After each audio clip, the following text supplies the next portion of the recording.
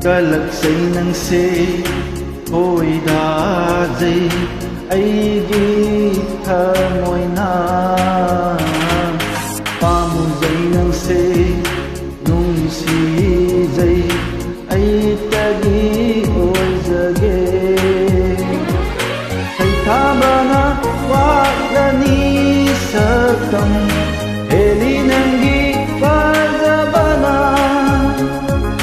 ay taba na wakdani sakam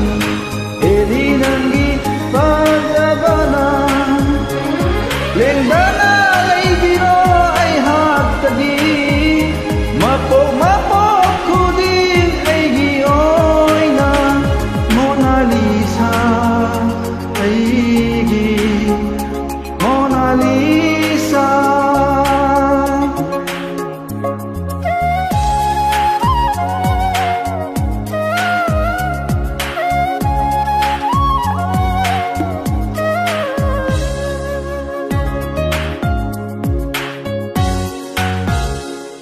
Nung si Pamel Pairada yata biyu nang na tamoy ani chilok na nung si Warisa Hausi matamagi kong satse ikut na pundo na harusi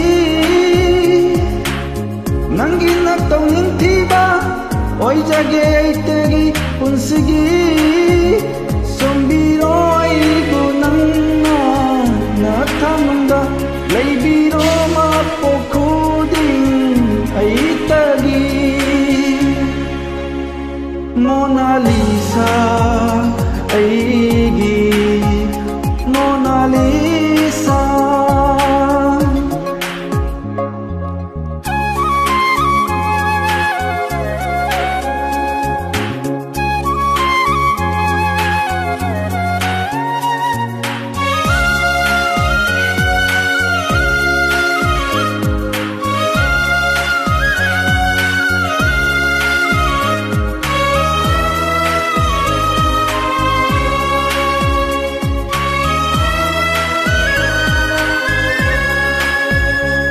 Nung si kuditi duna